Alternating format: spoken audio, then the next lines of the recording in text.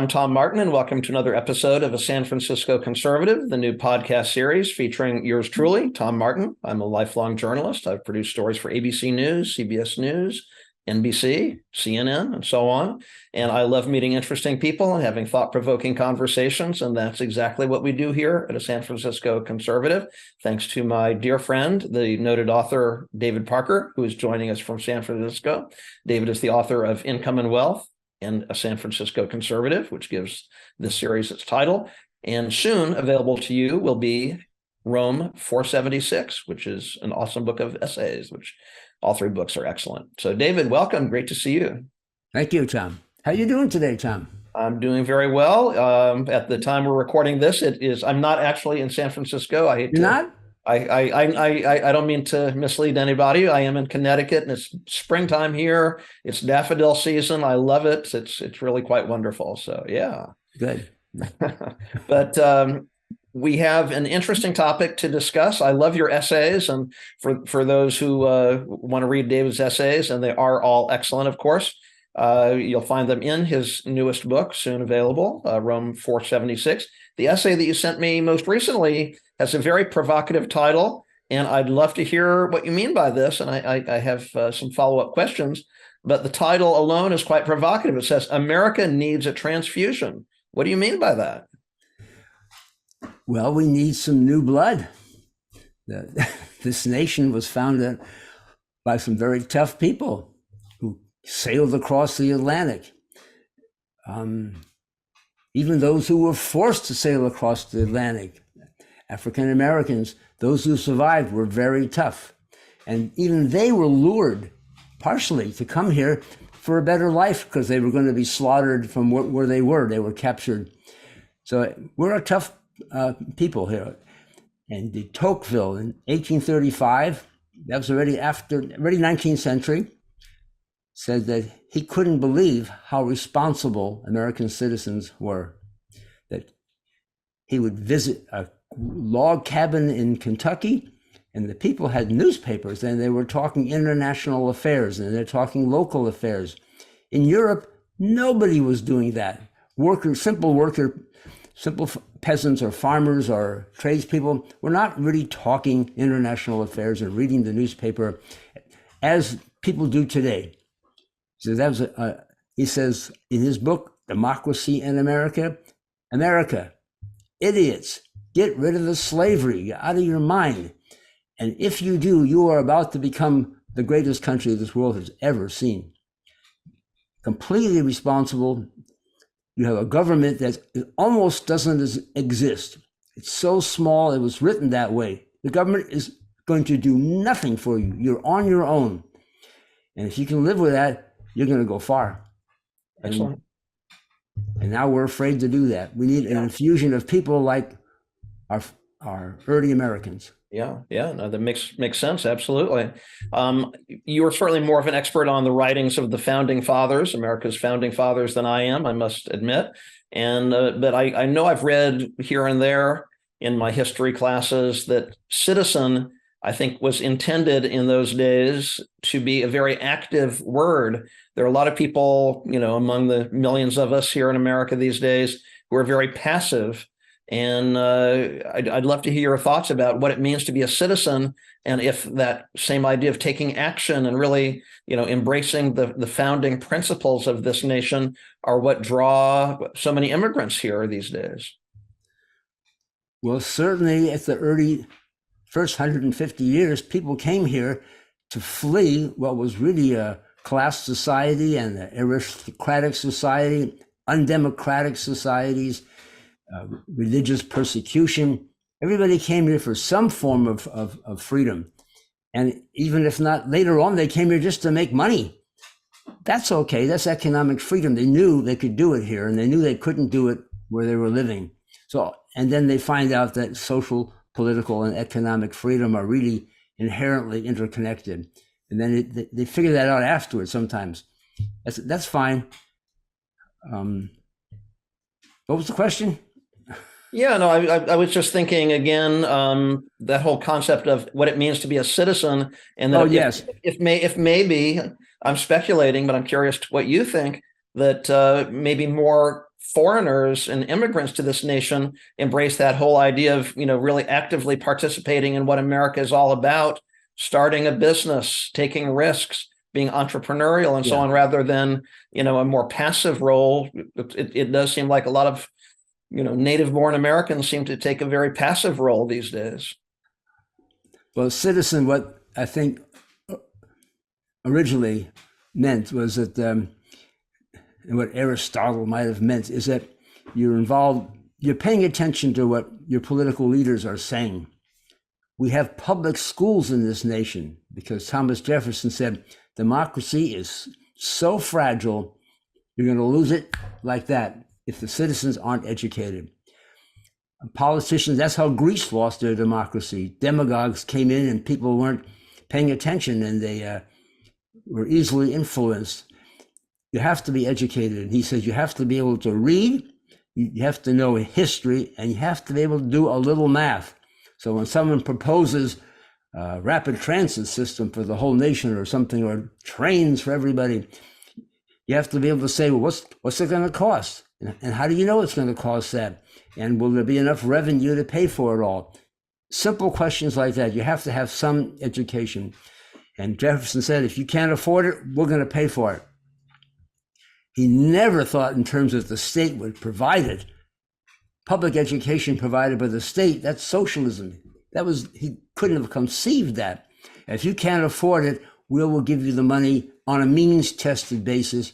If it costs $200 a month to send your kid and you can only afford $100, we'll give you $100 to make sure everybody is going to school. That's the thought. The state was to provide the education, but not administer the education. But that's what a citizen is, someone who's watching what politicians are saying and standing up and preventing them from saying or doing bad or dumb things. Yeah, got it. I have a follow-up question. Well, maybe not exactly a follow-up question, but a question, that was inspired by your essay, America Needs a Transfusion. I did want to just throw in really briefly that if you're listening or watching this episode, you are listening or watching a San Francisco Conservative, the new podcast series featuring yours truly, Tom Martin, and author David Parker, author of Income and Wealth, a San Francisco Conservative, and his soon-to-be released book, Rome 476. And David, I was listening to a lecture recently. One of the reasons I must say I'm a fan of yours, and I am a fan, is because clearly you're a man of discipline and focus. To be a great jazz musician, to have been so successful in real estate over all these decades, and so on.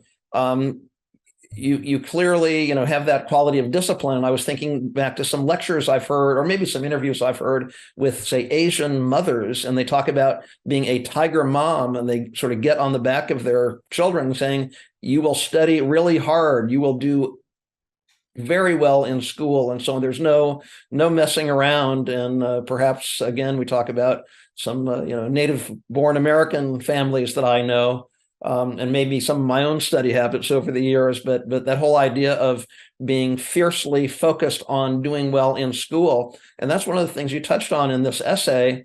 And that's one of the reasons why we really need and appreciate these immigrants. I'd love to hear you talk a little bit more about that. That's almost a wake-up call for the nation. We can see what Asians are doing. As a school teacher, inner city public schools, I know what the Asian kids did. And I remember to this day, a kid was playing flute, and he would have been the best kid in the class. And he was about to take his exam, and I saw him trembling. I said, stop.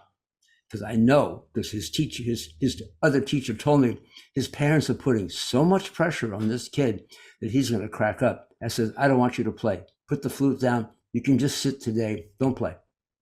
It was so clear. He's under so much pressure. His parents, and I had, another student from Myanmar. I don't know how their father snuck out of the country and brought the kids here.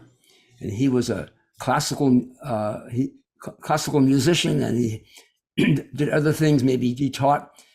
He opened up a dry cleaner. That's not what he really wanted to do in life, but he wanted to make give his kids a better life. That's who immigrants are also. They really come also to have their children have a better life. And because they made the effort to get here and they don't speak the language.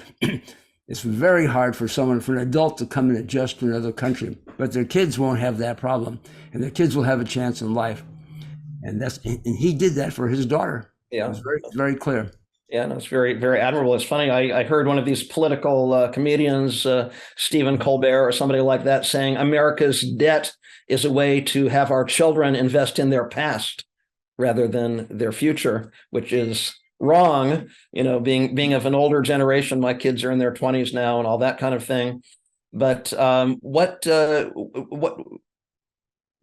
we need to do in terms of, I want to circle back to what you were saying in Jefferson's day. He said it's really important to have that common history, of our own nation and so on. You're a man of the world, spend a lot of time in France, for example, every year. How do they do things there? Jefferson didn't say that. I'm kind of saying that. Okay. And I give the example of France, who says that. In France, it's forbidden by law for an employer or the schools, any school system, to ask a student what their ethnic background is, what their race is, what their religion is, what their sex is. It's nobody's business in France. And we're not teaching about all the cultures who come to France, especially recently, like America. We teach the history and culture of France, which is rich, by the way, and that unites the nation. Every student in France has the same background. So wherever a French person is in France or in the world, they can bond immediately. They've had the same education, and the level of education is twice as high as this country. No, hands down. It's a classical, old-fashioned classical education. They analyze text, poetry, theater. They analyze text. They study philosophy in high school. So they bond, and that makes them, and they're proud of their country. It breeds a kind of patriotism. They have the same racial problems that we do, same ethnic problems, but the schools say that's not, we're not here to solve the racial problems of the nation. We're here to provide a really solid education, and hopefully citizens will start solving their problems. And America does the opposite. We teach all the cultures. It's called multiculturalism. We teach that, and Americans have lost a common core history of British and American democracy, which is a great, what de Tocqueville says was great about our country, and stuff like Jefferson providing public schools and everything Jefferson said, and Madison, all those guys, whatever they said. We're not teaching that. We should be teaching that. So we unite the nation and make them proud of, wow, we're living in a pretty good country. Yeah. San Francisco threw out 3 board members and their district attorney. Because they were teaching the opposite. Students were coming home from school crying. It was in the newspapers. Did white people do anything good? Oh my gosh! Yeah. You can't do that. You can't teach little kids who don't know and who do believe they're teachers. You believe your teacher when you're young. Yeah. I want to shift gears again a little bit. We're talking about, America's role in sort of this competitive global marketplace. Another interesting point that you made in this recent essay focused on China. What are your concerns with respect to China? I'm not so worried, though my essay sounds like I'm a little bit worried, but I'm not worried, because their out and out rejection of Western values, social, political, economic freedom, in favor of a unified society, which means non-plural society, is it may lead to some economic success, because the Chinese are so hardworking, and the Chinese love money. It's part of their culture. In fact, the Asians all love money. So that's why, despite their bad governments, they're not failing. And but it's not a long run success model. Okay. Not a long run success model. And the fact that they're stealing from us means that they're low on the creativity side. In terms of We're free and loose, technology. and we're high on the creativity side. So we have that, and we should be encouraging that, and we should be advertising and bringing the creative people. We should be, I said infusion, which is kind of then I said in the beginning of my essay, it's kind of a joke. I mean, not transfusion, that's kind of insult, but infusion. I says, we need of people who are paying attention and who are working and who are creative, and that'll save us in the end. Yeah, great. Well, I want to touch on one more thing. I think we just have about 2 or 3 minutes left in this episode. A number of candidates for the president have already announced they're running. Trump certainly, and Nikki Haley and so on, but a number of candidates. Biden almost. By the time anybody listens to this, he probably will have declared. But you say something rather provocative. I know you try to stay away from ever saying anything provocative, but there is one thing here. You talk about that pivotal year of 1933, and you said that Social Security and Medicare should be cut.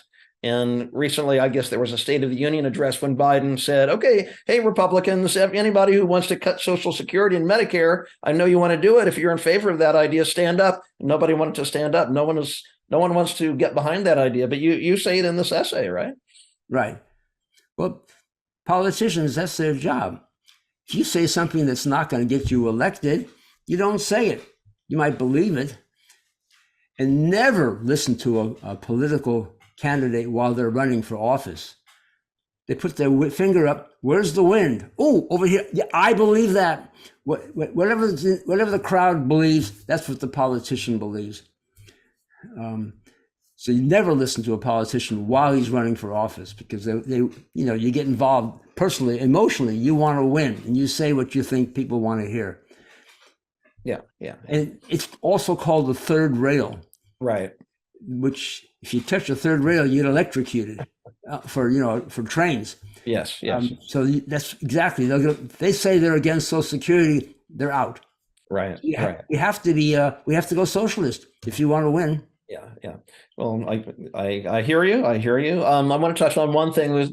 I'm sure this could take a whole podcast episode to discuss on its own, but I do want to just touch on this. Again, in your book, Income and Wealth, you do a beautiful job of, spelling out. I mean, I think this is the reason, or one of the reasons you're such a successful entrepreneur is, line by line, let's look at the dollars very specifically. You talk about the state of health insurance in this country, and the role of employers and what's cut out of every employee's paycheck and so on. Can you go over that point? I thought it was really important.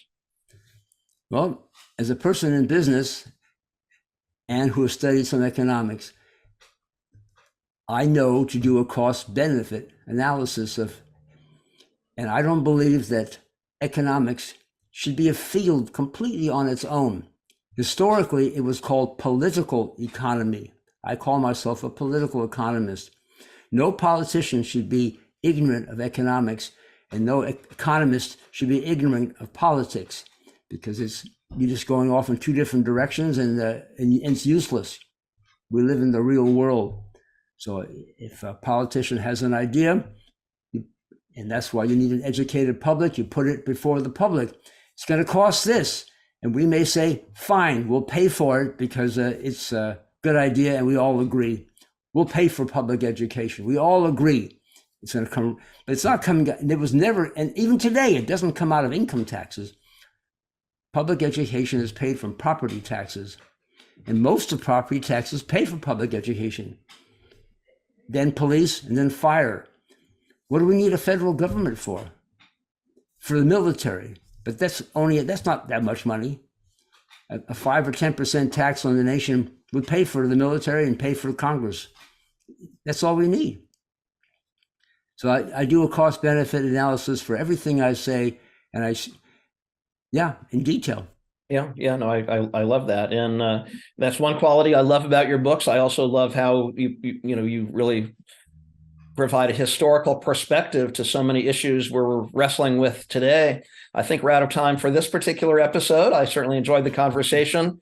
I definitely encourage our listeners and viewers to go to David's website, davidparkeressays.com, or to Amazon.com, where you can find his books, Income and Wealth, A San Francisco Conservative, and perhaps by the time you're listening to this, any day now, his latest book of essays, Rome 476.